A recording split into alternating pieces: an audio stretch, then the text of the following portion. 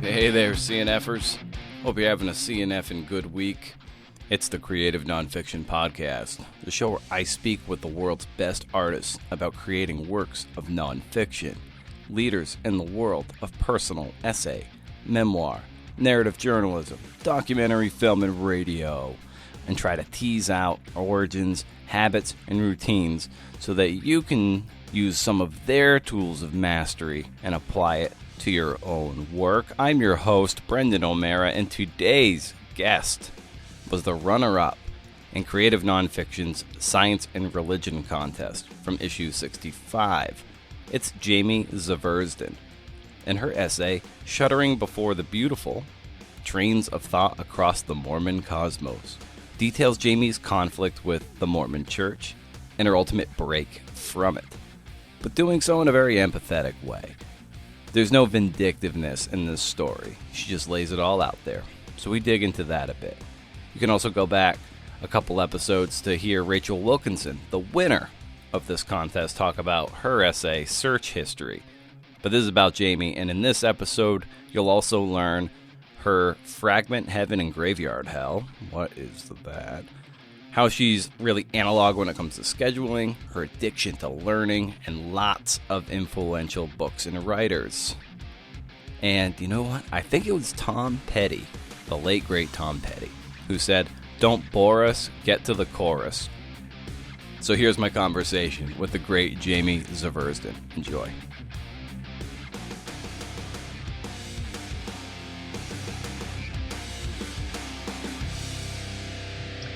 What am I reading these days? So I teach at Johns Hopkins, and so that requires a lot of reading. So right now we're doing the Best American Science and Nature writing. So that's what I'm currently reading. If you ask me what I want to read, that's another story. There's just too much. I came a little late to the game, and I have a lot to catch up on. Yeah, but it's reading the Best American collections is so great for anybody for a number of reasons, especially well, for one, to read great writing, but also it lets people who are looking to like pitch stories to various publications, even notable selections. You'll see the publication, be like, oh, they're publishing this kind of work, so it's like you can walk away from just learning about 100 new people, and then maybe as many as 50 other magazines and stuff that are publishing that kind of work that you would hopefully like to get published. So it's like such a valuable resource, and it comes out every single year. It absolutely does. I've been really grateful for that. Part of the reason I came late to the game is that I wasn't writing nonfiction. I wasn't writing at all.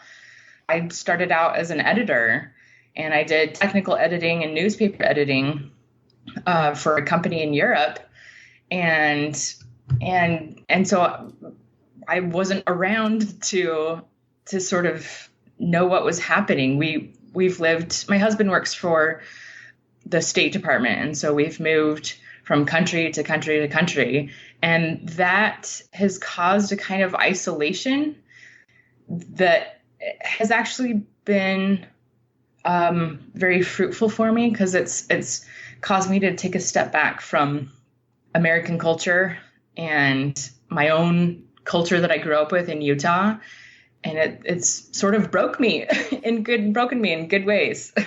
And some people who are editors have a particular editor brain, and they appreciate writing, but they like to be more of the coach up writing.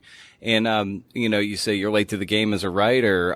So what was it about the writing that like kind of that kept pulling at you? And not that the editor brain ever leaves, but what made you want to be sort of maybe on the other side of the craft?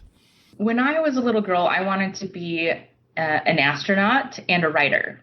And I didn't give myself permission to do either of those things. But what I did do was I kept some pretty intense journals. So I wrote and wrote and wrote and wrote. A lot of them were religious based, like I talk about in this essay, I'm sort of like Newton, and thinking that, if I copied down verses from the Bible, that something new would come out. So it was that sort of writing. And then I had the editing. But then when we lived in the Marshall Islands, as one of our posts in the Foreign Service, I remember hearing about the National Novel Writing Contest for the first time. And I gave myself permission to write. And it was like a dam broke. It was a pretty remarkable feeling. Oh, that's great. That's a great way of putting it too, that, you had this congestion, if you will, and like it, and it really allowed you to pursue that. And what came out of that experience? A really crappy novel, first of all. But then I had started to question some things about my religion, and I wanted to explore those things in writing. And so from that came an anthology, Fresh Courage Take New Directions by Mormon Women. And I asked a few other friends if they wanted to write about their experiences as women, Mormon women. And that blossomed into this beautiful book that was published in 2015. And I credit the Marshall Islands with that, with being so isolated that I had to step back and see the world anew. So. And you used the word permission like a couple minutes ago, and that's so important when doing any creative endeavor, that so often people feel handcuffed, that they're not allowed to do it, and that they need, or the people that do this kind of work or write these kind of things, like they've been anointed in some way to do it, and they just appear and they don't realize that there's a lot of work to it, and that if you really want to do it, you really only have to start somehow. But sometimes it's really hard to start. So what was that realization like when you finally did give yourself the permission, and then you actually took up the pen from there and ran with it? I had a blog where I'd write about our adventures in the Foreign Service, and it became pretty popular to the extent that my husband would go to these conferences, and random people would come up to him and they'd say, "Oh, I read your wife's blog. How's your son doing?" and that got a little unnerving for us. So we took it private, especially because we had a lot of readers from China and Russia suddenly. Wow. So, but I was like, and the blog died as soon as I took it private. But I was like, I could do this. I could write.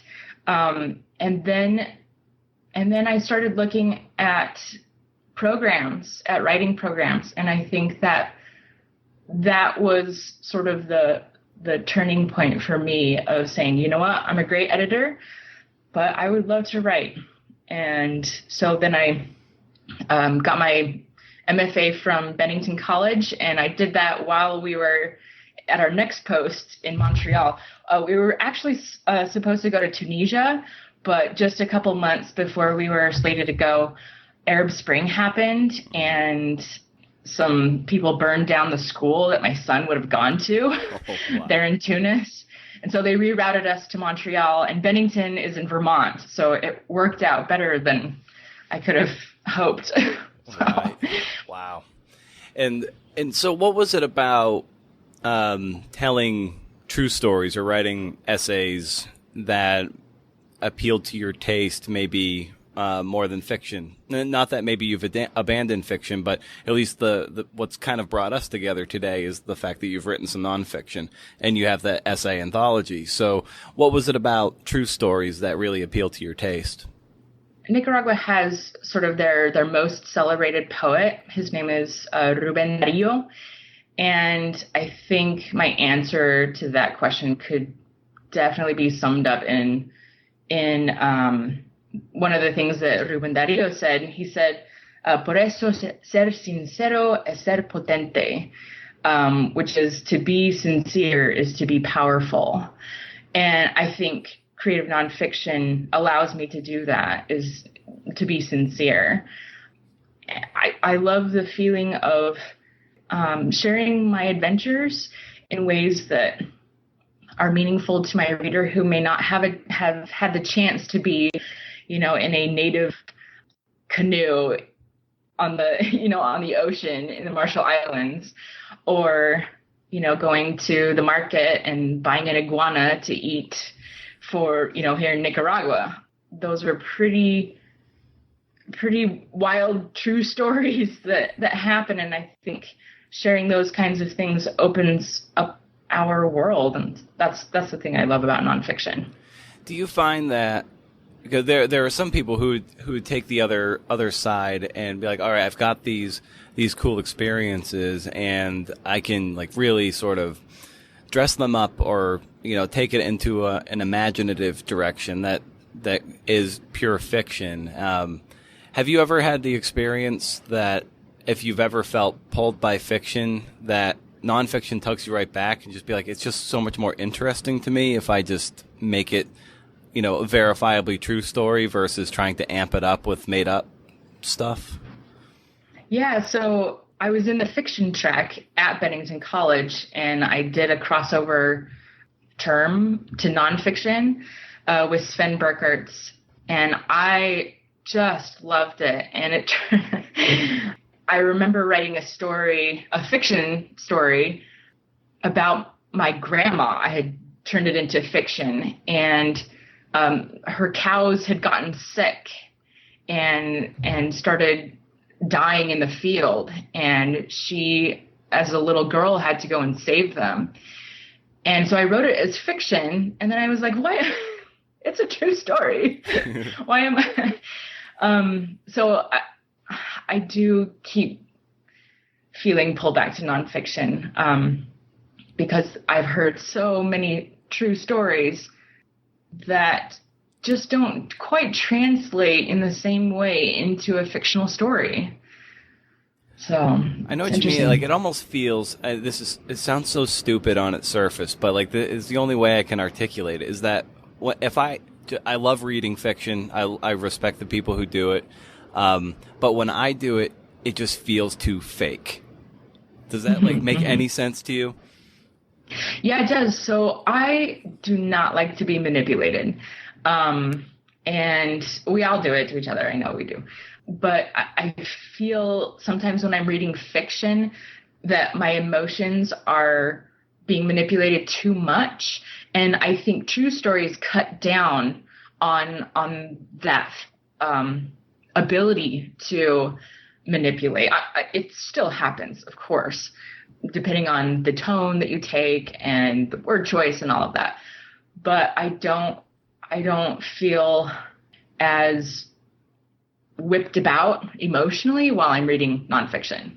The other thing that I like about nonfiction is the ability to incorporate true facts about the world. So my cup of coffee, here in Nicaragua, the coffee is phenomenal. So my cup of coffee is science writing. So I love Andrea Barrett's work. And so she writes true science facts into her fiction. And I love that idea.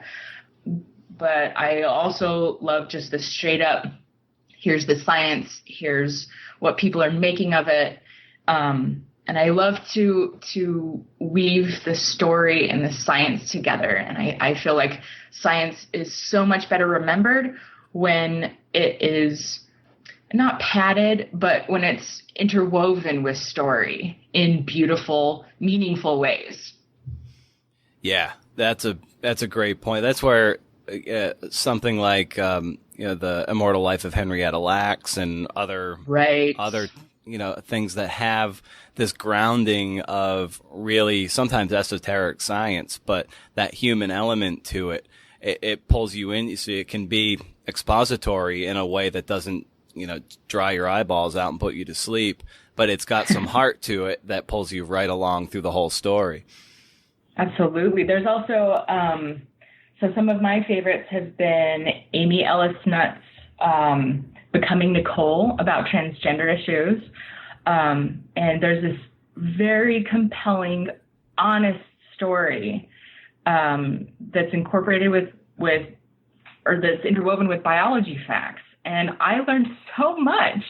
I feel like I try to be aware of issues, but boy, it's wonderful to keep learning like that. There's also Oliver Sacks' Hallucinations, where you can't help but see the story behind, someone who hears voices and, but then suddenly they're not there, I can put myself in their shoes, but then also understand what is happening. And I feel like that is a really powerful way to learn the science. And you've mentioned a couple writers there, Sachs and Andrea Barrett, and among others. Who are some of the ones that you find yourself going back to over and over again to kind of remind you of like, oh yeah, that's how it's done? I'll be honest, I love these sorts of science nonfiction books that are funny, because I think humor is another element that helps us remember the science, and that can help, with science communication. So Bill Bryson, his A Short History of Nearly Everything is so funny, so well done, and the way he uses metaphors and pacing, everything is so good. Mary Roach is another one. She's got grunt and bonk and gulp and stiff. They're way easy to remember. I love it.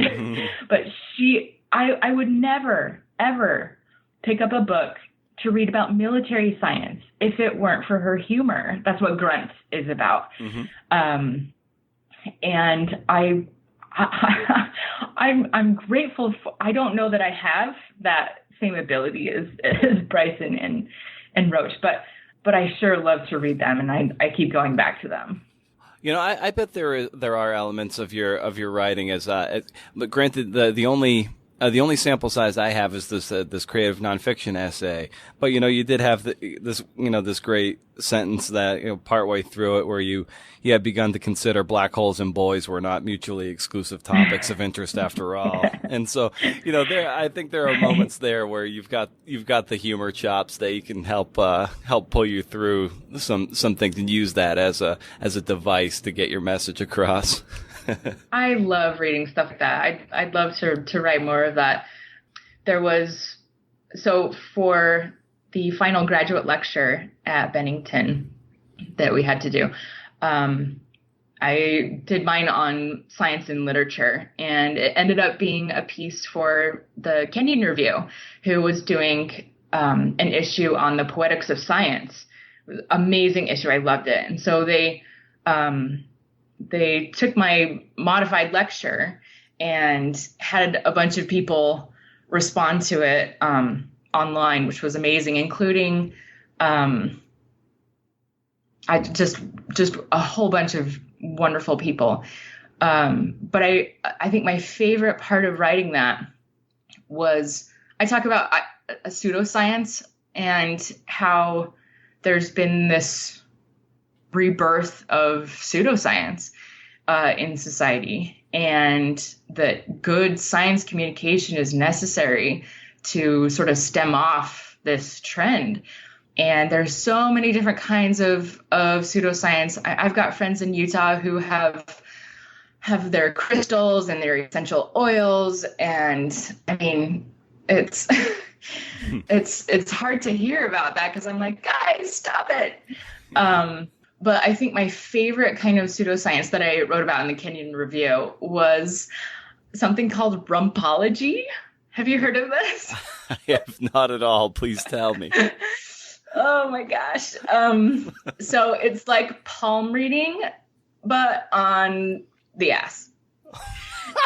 And so for like $250, you send a picture of your butt to a rumpologist, and they will let you know your past, present, and future. There are people who do this. Yeah, and so I want to dig into the psyche of people who believe these things, like who place trust and faith and money in these schemes.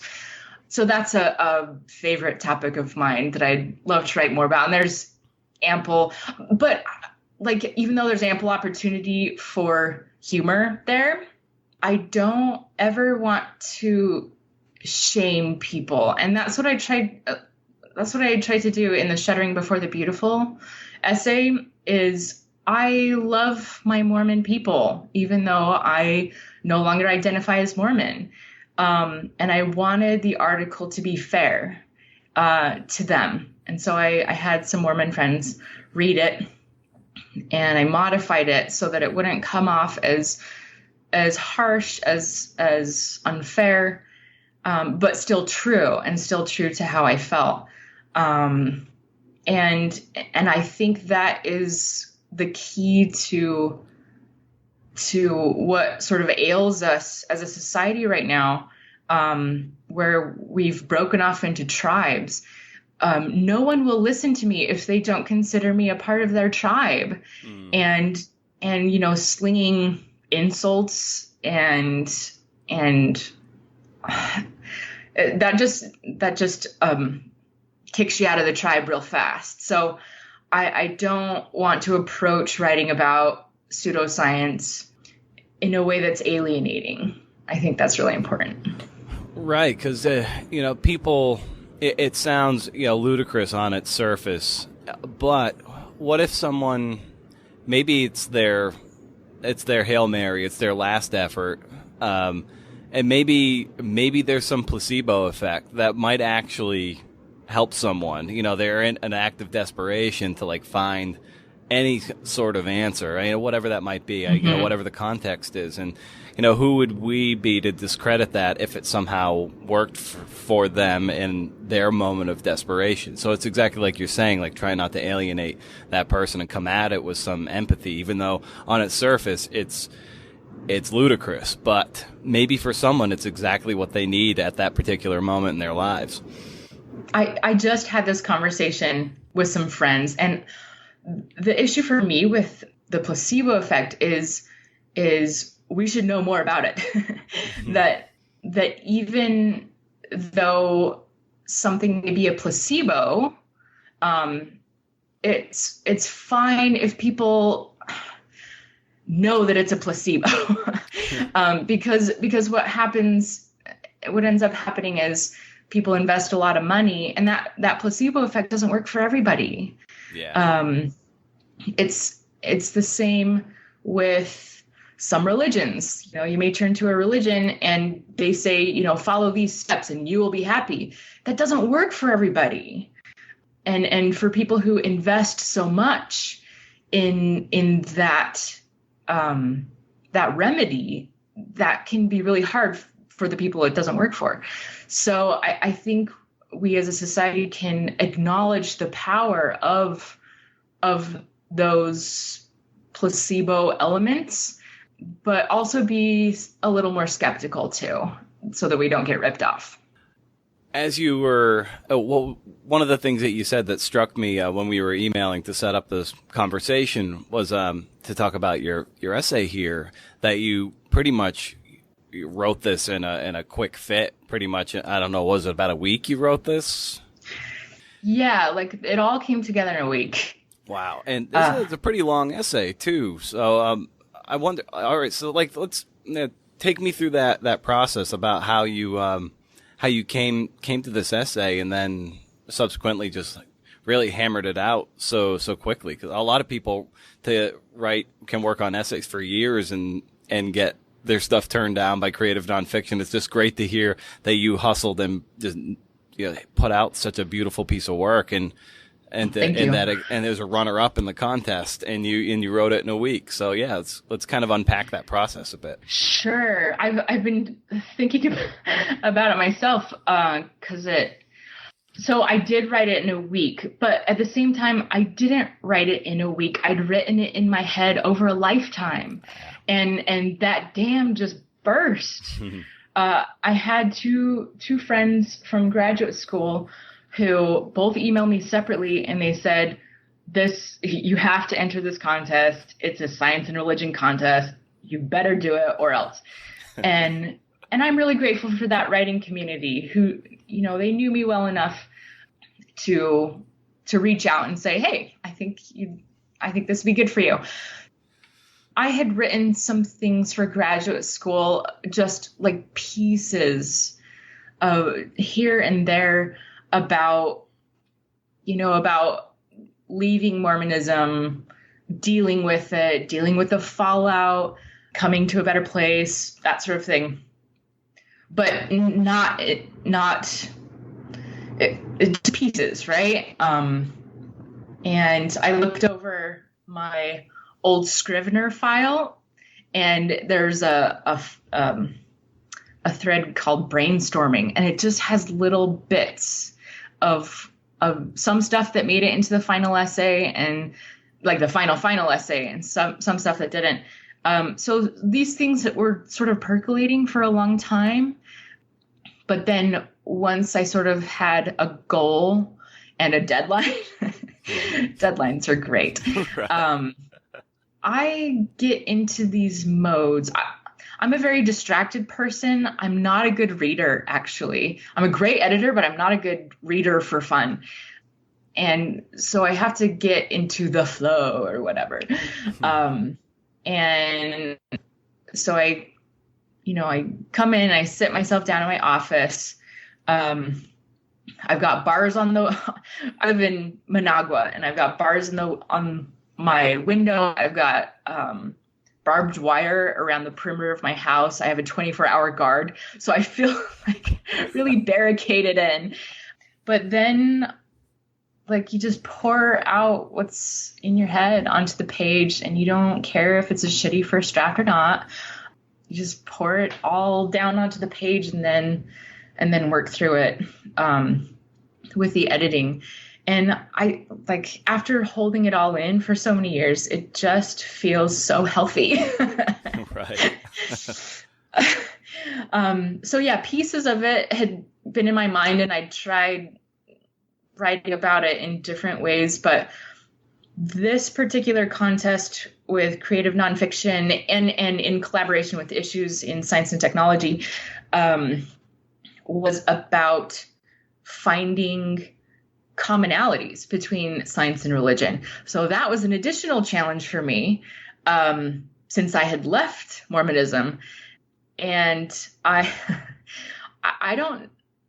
knew that I had written something good, but I didn't know if they'd like it because, it was funded by a religious organization, the contest. And I didn't know if they would be okay with an ex-Mormon atheist publishing with them. And again, I feel it goes back to empathy. Even though you may not consider yourself part of someone's tribe anymore, you can still put yourself back in their shoes. And so I was able to write about the interplay of science and religion in positive ways, even though ultimately I left religion. And I think that's it needs to happen more often. Yeah. Well, you could speak their language too, which really helps them probably, right? Yes, that's true. So what was a pivotal moment for you in the sort of the narrative or the story of this piece, when you began to start to question sort of your role in the church and started to push against that as you were starting to explore the cosmos, really? So what was that moment like when you in that sort of that tug of war you were probably dealing with? Well, so it happened in the Marshall Islands. That was that same period of time. And as soon as I gave myself permission to look outside of the sources I'd been told to look at only, that's when I was able to write. And I think the two are connected in that I allowed myself to learn things that I didn't allow myself to learn about before. There are significant issues in the church's history that do need to be addressed. And I had always struggled with the idea of polygamy and polyandry. I don't need to get into the specifics of all that, but it had always bothered me. And finally, I allowed myself to acknowledge that and to say, look, this really bothers me. It upsets me to think that there's a God who would do this to women. And none of the my prior justifications held up any longer. So permission's everything, man. What was the experience like writing this piece? You said it was like the dam broke and it just kind of poured out, but and I suspect very cathartic. Writing can be very cathartic and therapeutic, but also ultimately you do have to somehow distill it down for a reader. So how did you transform something that was cathartic and therapeutic and good for you to write, but then ultimately good for somebody to then consume on the other end? Part of it was the purpose of the essay. So I couldn't just be like, I had a horrible experience, that's why I left, the end, and that's not true either, because there were many parts of growing up as a Mormon that were very positive. And for example, in the essay, I talk about my experience as a missionary for the church. I went to Toronto for a year and a half, and I was assigned as a Spanish-speaking missionary. So I learned Spanish, which has been very helpful in my life. And there was this one particular experience that just sort of shook me to the core. And we were knocking doors, and we had started, I was one of those missionaries with the name tags, and started talking to some kids in a driveway, and the mother came out just screaming at us and said, "Get off my property, I'm a proper Christian." And it hurt. And I turned away in tears. And a Muslim man who had seen this whole thing happen, he came over to us and he said, "Come and have dinner with me and my family," which we did. And they didn't want what we were offering. But that was a kind of kindness that I will not forget. And so it's those moments of truth with the capital T that I feel are worth sharing to any audience. So that transcends me and my personal experience with the Mormon Church. And I can give plenty of other great stories of positive things to help. I don't know, the act of writing is not necessarily an act of persuasion, but an act of connecting that I find is very meaningful. And so, yes, my first draft may be for me. And to a degree, it should always be for me, I think. There's so many different kinds of audiences in this world, and you're never going to reach them all. Right. And so you do need to write for you to a certain extent. Last semester at Johns Hopkins, I taught the prize winners course. So it was sort of a literature overview of some great prize-winning science writers. And I did sort of a survey of who liked what in my classes, and it was all across the board. Some loved John McPhee, some hated him. Some loved Isabel Wilkerson's The Warmth of Other Suns, and some didn't. So there's always going to be someone who likes your writing and someone who doesn't. And I think that's okay to acknowledge, and it's okay to write specifically for that audience, and that audience includes yourself. I want to like my writing too. Who would you identify as your ideal reader? Good question. Those who like to learn. And that includes me. I love to learn. I don't want to be content with what I know. There's so many wonderful things to learn out there. And that is the type of learning that I don't always get in fiction. And I've been able to find it in nonfiction. So, with so many things to learn, how do you keep from getting overwhelmed by it all? In writing or reading or life? Well, let's go with I guess like writing and of course, it as writers, most of the things we learn we try to filter and actually end up writing about it anyway. So in most cases, it's kind of with me. If something really resonates with me or I get obsessed with something, it's usually with the idea. I'm usually not just content to learn it. I want to like learn it and then write about it through my own sensibility. Mm-hmm. So I guess maybe life and writing, mm-hmm. for you, like, how do you, like, do you also, like, piggybacking on that, do you get like really obsessed with one thing and then just like dive in whole hog? Yes. The answer is yes to that. So my particular love is astronomy and physics. So I've carved out a niche for myself in my writing that I primarily like to focus on. That's not exclusive. I would say generally I like science and. So science and religion, science and literature, science and physics, science and sociology, that sort of combination is what I find fascinating. So I've narrowed down my focus in my writing. Last year was a pretty productive year for me writing-wise. Again, a lot of it comes back to permission for me, because I didn't feel like I had that permission for so long. It's a really beautiful feeling. And so I'm just getting the fruits of my labors this year. So later this month, Consequence magazine is publishing an essay I tried writing for 2 years and finally was able to write it in the last week before it was due. Just deadline.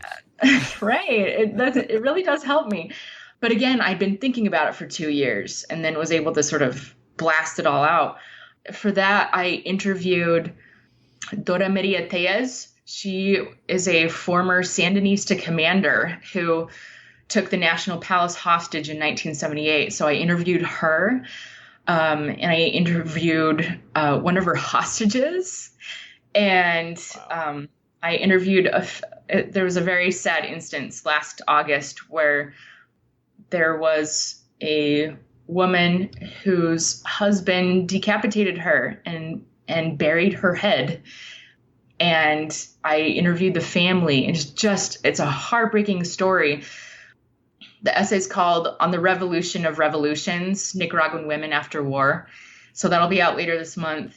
And then next month, Creative Nonfiction is publishing Makeup of a Monster for their Dangerous Creations issue, which is about my feelings about makeup and beautification, but also the makeup of Boris Karloff in the Frankenstein movies. So it compares beautification makeup with monster makeup. It was a lot of fun. And then I'm working on a piece for The Atlantic. What's that about? That is about my interaction with the man who stole the moon rocks from NASA back in 2002. He was a mentor to me. And so it's sort of about our overlapping timelines. But like in all of these things that are coming out, a lot of it is build up. I mean, I've thought about these things for a long time. And then it's just letting myself pour it out onto the page, and then turn the editing mind back on and editing it, and then giving myself permission to submit it. That's another kind of permission I've had to give myself of, hey, this is good enough, get it out there. So I definitely recommend trusting oneself enough as a writer to move forward. That's been a really helpful thing for me in all of this. And some of these pieces, the Atlantic article, for instance, I wrote in one night. And maybe that's crazy, but even like I'll just sit down and I won't stop. It's a little bit freaky. I don't even need coffee. Like it just comes pouring out. And I know that doesn't happen with everybody. Everybody has their own process, and that's totally fine. And whatever that process is, you can give yourself permission to have that process, right? Of course. So how do you, with such a string of successes here, how are you parlaying that momentum forward so you don't rest on your laurels and or don't fall into a slump, or try to at least keep a slump at bay or box it out in some way? Because, there are ebbs and flows to any writer and freelancing and so forth. But how are you trying to bottle that momentum so you can, keep doing this kind of work and sustain yourself, artistically, financially, and so forth? I love this question, Brendan. I think this is such a great question, because there are ebbs and flows. I had such an ebb for so long that yes, there's sort of a tsunami going on right now, of just finally being able to freely speak my mind about things. And I think patience with myself is a big thing. I'm a very impatient person, and I have all these things that I want to do. And I think pacing myself with patience through the projects that I want to do. One thing that I've done that has centered me is I take a Scrivener file and I call it Fragment Heaven. And I also have a graveyard hell. But in that file, I have a bajillion little threads. And every time I'm running on the treadmill and something comes to me, I write it down on an index card, and then I later write it into this big file.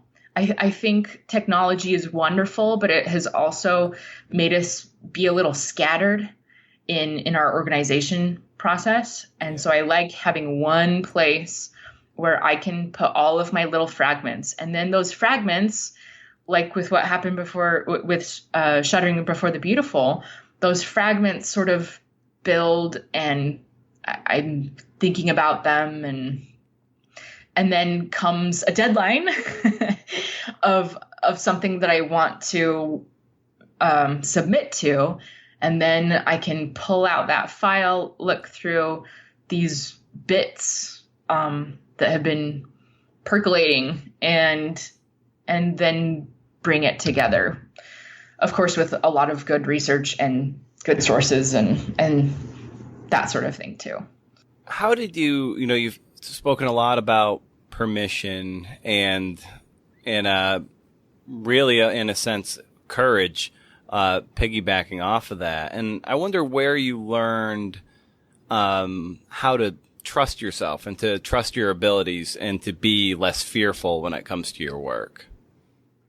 I think editing and being sort of a grammar freak is part of that confidence. I took Latin in college and was a tutor for a while. And that familiarity with the English language helps cut down on some of the fear. Because I know which words I'm using. Maybe they're not always correct, but I have a general sense of what works and what doesn't, and what is grammatically correct or not. Yeah, like it feels like a good solid base. I was very fortunate to have some great teachers in the editing program at Brigham Young University. And I even had one professor force us to read the entire Chicago Manual of Style from cover to cover. And that breeds confidence because I've read that thing. It doesn't mean that I remember everything, but I know where I can go if I need to look something up, and that's true for other parts of writing. Fear, like I've thought a lot about fear in general, and a lot of fear is based for many writers in what other people will think about them. And sometimes it's a legitimate fear. I'm not going to discredit that.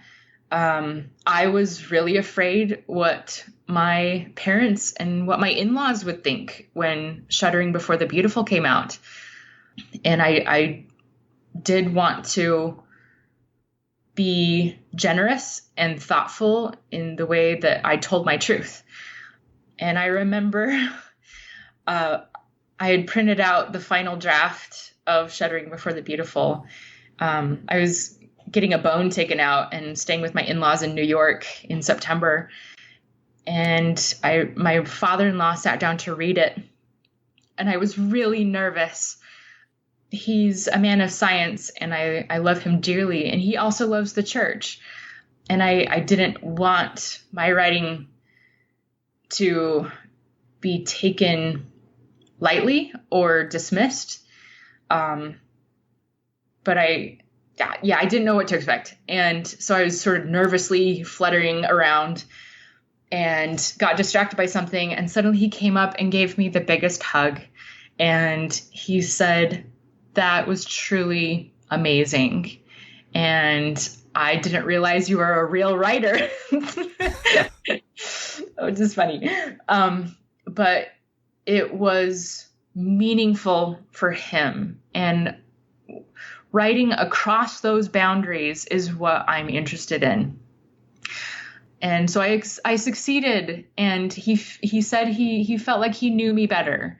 So even though we have different viewpoints now on religion, like there's still that fundamental respect for each other and love. I think the love overcomes the fear, is what I'm saying. Yeah. And it appears you've developed for your own self a kind of a writing practice that works for you. And and what does that look like? Whether that's whether it's something that you do like a very consistent thing every single day, or if you incorporate a certain morning routine. What does your practice look like to get you into the right headspace to do your reporting and your research and ultimately your writing and editing? I have an exercise app on my phone, and its sort of motto is, "It never gets easier, you just get better." And I love that, sometimes because it's hard for me to focus. Once I'm in the flow, it's wonderful, but I have a hard time getting there. And there's a few things I need to do to get there. And one of them is to get out some excess energy and anxiety or whatever. And so exercising for me in the morning is really important. I love the ritual of grinding fresh coffee beans and making myself a cup of coffee. It just feels so writerly. Right. But because I couldn't drink coffee for so long as a Mormon, it's even more endearing for some reason to have a cup of coffee as I sit down to write. And I don't need it to write, but I really like that. it's the mug, I guess. It doesn't matter what's in the mug. Yeah. I think taking care of myself physically is a big part of being able to focus. I get really distracted. Living in Nicaragua is not easy. There are things about living here that make it a little more difficult to write than if I lived in the States. I was coexisting peacefully with some ants in my office, and then they just decided to move in full force. And so like I'd be writing and I'd have these ants crawling up my back. Oh. And it was the worst feeling. So then I'd have to stop and try to kill as many as possible. I did try to coexist. I did. But it's with insects, you guys, this is not possible. We also have a tarantula house. And so every year around the rainy season, Nicaragua has a dry season and a rainy season, we get these tarantula nests under our couches. So that needs to be taken care of. We had bats in our attic that were causing, they were scratching above my ceiling. And so I couldn't write. I had to take care of the bats. And then we had an opossum die in our attic. And it was just the worst mess. It's like it decomposed and it started falling through the ceiling onto our heads. And so that had to be taken care of. There's all of these things that are time consuming that, you know, just to sit down and write in my house, in my barricaded house. And then I think scheduling is another big key for me. I have a really great planner. It's a physical planner. I can't do the online planner. Yeah. What kind of planner is it? It's actually called the Passion Planner, and it was a Kickstarter project started by this young woman who didn't like any of the planners out there, and it has like a page for goals and a monthly page, and then each week is broken down into time slots. But it also has room for brainstorming. So sometimes my little fragments go in there. But I mean, between teaching for Johns Hopkins and I teach piano in the afternoons too, because writing is, really lucrative. And I'm going to start teaching astronomy at a local university here next month. And so time is important to manage for me in order to be able to sit down and get into this writing mode. And that's hard. That is definitely hard sometimes to have that balance. But like anything, I can get better at scheduling. And I don't believe in the muse. That's one thing I do not believe in. I don't believe in ghosts or an afterlife, and I don't believe in the muse. And I'm sorry if that is really, throws cold water over some people's writing experience. But I believe in hard work. So you echoed exactly what I was going to say. I was hoping you were going to say the work, and that's what I believe in. It's just get there and grind. And Rachel Wilkinson, who was the gold medal to your silver medal in this contest, she says, if you can't learn to love the grind, then basically you're screwed. He's like, it's about the grind, because it's got to be about the journey, and when it comes to this, because the end goal, satisfaction, just isn't going to be there, and the muse, whatever you want to call it, inspiration isn't gonna strike. You got to just get down to work and get words down, and then give yourself something to mold. That's what it's about. That's absolutely true. In addition to making sure we sit down in the chair, I'd also say to make sure we get outside and talking to people. there was a Scientific American article that just came out, and we have a loneliness crisis. And part of the solution to that loneliness is social health and being able to get out, which allows you to also hear each other's stories and experience new things. Last night, I took a Mexican friend out for her birthday with some other girlfriends. And one was from Mexico, one was from Angola, another was from the East Coast, another was from the West Coast of the States, and one was from Nicaragua. And we all came from such different places. It was a really beautiful thing. And I wouldn't experience that if I were just hunched over my computer, you know? Yeah, it's a big reason why. Think about why comedians are such great storytellers. It's because they're out having a life, and then it's like what Whitney Cummings said, the comedian. It's like, hopefully I don't butcher it. Like, art can't imitate life unless you have a life. That's awesome. Yeah, that's very, very true. And I mean, I gain a lot of inspiration from the outside things, the outside adventures that I do. There's a lot of volcanoes here in Nicaragua. And boy, I mean, looking down at active lava, if that doesn't inspire you, I don't know what does. That's amazing. Last week, I went to the zoo with my 7-year-old son. This is no ordinary zoo here in Nicaragua. It costs about $1 to get in. And it is the quirkiest zoo. There's a lot of tigers because they've saved them from circuses. And unfortunately, the cages are not the greatest, and they're not that safe either. You can like reach 6 inches forward above this retaining wall and touch the tiger, like just through the thin bars. It's right there.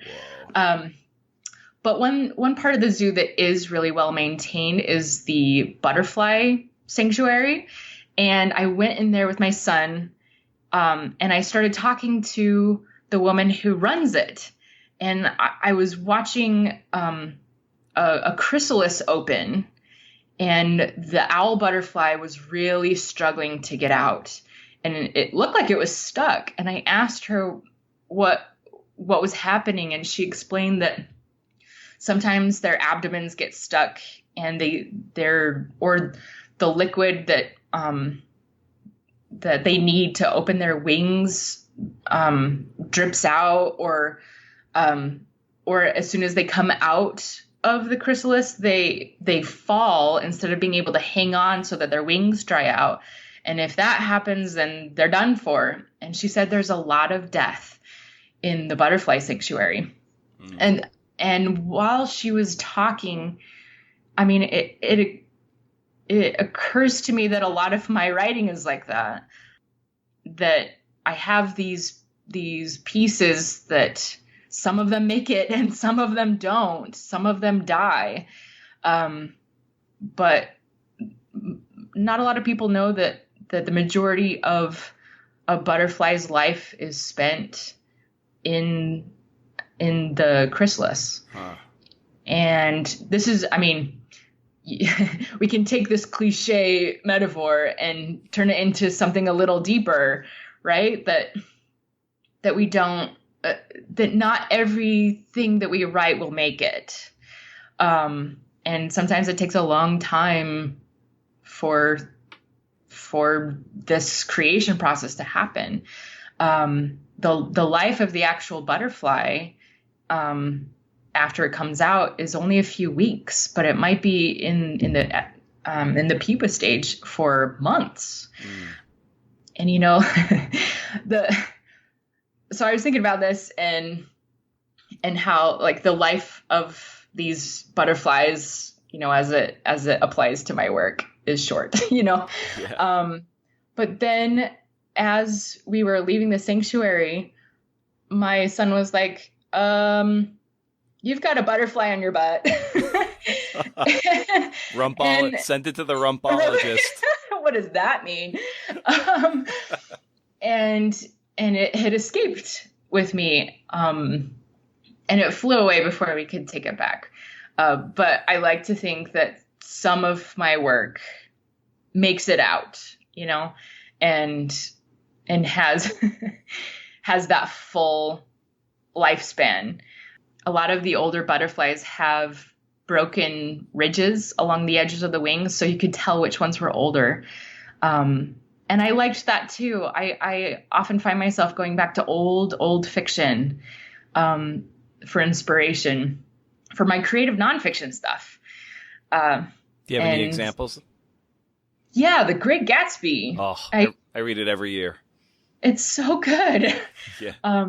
And as an editor, I really am interested in stuff at the sentence level. So like taking apart a sentence from The Great Gatsby is really fun for me to see what's happening at the sentence level and at the paragraph level. I just find that it's as much fun for me as my science research. So. Yeah, to me, it's like the perfect memoir because it's about, Nick, but he's looking out and there's another character sort of at the center of this guy's memoir. So it's not like, even though it's a novel, and not technically a memoir, it's like, to me, like that's the form of like the perfect memoir, that it can be a first person narrator telling this story of something that's a bit outside of him and how he's relating to that. And so it's, I come to it over and over again. Another one, that I keep coming back to is something I read as a senior in high school. I had a great AP English teacher, just the most remarkable teacher. And we read Tess of the D'Urbervilles by Thomas Hardy. And that is an interesting one because it is Thomas Hardy writing about women and this unjust situation for Tess, since she gets raped and like has this really tough life. But I find as I reread that there's a sense of empathy that Thomas Hardy was able to achieve, even though he was not a woman, that I find very endearing and that I want to replicate in my nonfiction with the people that I write about. Yeah, that I love when you can find those models across genres that help strengthen your nonfiction. And it can come from fiction, it can come from documentary film or even feature film, and you're like, oh, I see what they're doing. How can I put that through my own nonfiction-y filter and elicit that kind of mood using the tools that I want to use? Can I add one more? Please. Book, actually, I guess one more genre. And this relates back to your question about fear and how I learned to overcome fear. I was really, even though I had a really sheltered life growing up in Utah, I was really fortunate to find books that had strong female protagonists. So The Blue Sword by Robin McKinley, Goose Girl by Shannon Hale, and then there was Quest for a Maid and Catherine Called Birdie. All of them had really, really strong female protagonists, and I related so much with them. And that those are texts that I keep going back to and rereading, not necessarily because they inform me in the same way that The Great Gatsby or Tess of D'Urbervilles do, but it is a sense of like deep intrinsic power. And Nancy Drew too. Where like there's always a chapter called Trapped or Kidnapped or something like that. But I love those books, and they were about strong women who went on adventures. And I wanted to be one of those women. And so I think that those books set the tone for me and for my eventual like cliche metamorphosis, you know, in a really beautiful way. So I love encouraging kids to read those kinds of books. If any of your listeners have daughters and sons, there is a site called Mighty Girl, and it has a wonderful list of great solid books that have this same sort of I almost want to call it magic, for all my talk of pseudoscience, but there is a kind of magic in books that I think is remarkable and well worth sitting down to read, even though you may be a distracted person like I am. Yeah. Well, I'll tell you what, Jamie, there's so much I want to get into, but since you have another piece coming out soon, maybe we can have you back on for a part 2 in the following weeks or months, and we can dig into some other things. But I want to be respectful of your time for this episode. Thanks. And but if you're open for a round 2, I'd love to have you back on so we can dig into some other things. Absolutely. It's been really fun. I like talking shop. Nice. I love it. I love it too. It's a big reason why I did it. And you brought up a point earlier, like we're living in kind of lonely times. And I had started this a few years ago to kind of combat my own loneliness as a freelance writer, and just to have these conversations that I wasn't getting a chance to have in person because it's fairly isolating. So yes. You hit on a really good point. And being able to talk and try to shed a little extra spotlight on other people's work is a whole lot of fun. And the essay you wrote is masterful. It's beautiful, and I can't wait to read. You're welcome. I can't wait to read your next work, and then we'll get you back on the show shortly, and we'll talk a little more. Oh, thanks. I appreciate that. I'm glad you're doing this. Because it may be helping you, but boy, like what a great resource.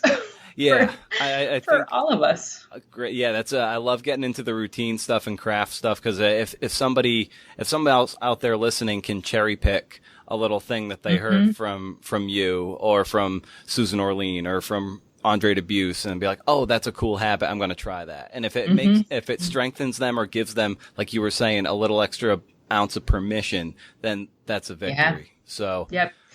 And if someone can't give themselves permission, like I give you that permission, like start there. Like I give you permission, you have it. And then work to give yourself permission. I really love that. So thanks, Brendan. This was a lot of fun. Fantastic. A ton of fun for me too. Thanks so much, Jamie. And we'll certainly be in touch.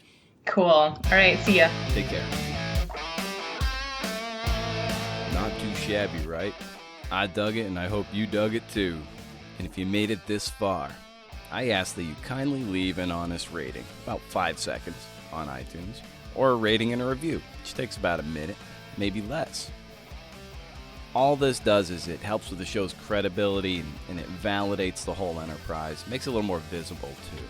So if you leave a review, I will kindly coach up and edit a piece of your own work of up to 2,000 words. Lots of people have been redeeming this, and it shows. There's a bunch of wonderful, honest reviews and ratings, and that has a lot to do with this little offer, and I'm happy to do it. Based on how I would charge for my own editing services, if that's something you're into. If you like a $sign on something you're getting for just the review, it's about $100 worth of editing in exchange for that honest review. Doesn't even have to be a great review. Candor is key. The show also has a Facebook page and a Twitter page. Go to Facebook and throw in Creative Nonfiction Podcast, and Twitter is at CNFpod. And you can always reach out to me on Twitter as well, at Brendan O'Mara. I also have this nifty monthly newsletter, maybe you've heard of it, where I send out my book recommendations and what you might have missed from the world of the Creative Nonfiction Podcast. I'm going to start adding some other non-fiction-y things like doc film and essays I come across, so you have a little curated chunk of stuff to consider for the next month. You can cherry pick what you like. Sign up at BrendanO'Mara.com. once a month, no spam, can't beat it. And you'd think after 85 episodes, I could force my wife into listening to the show, right? Permission's everything, man. Yeah, I didn't think so either. Thanks again. That's it for me. Have a CNF and great week, friends. Bye.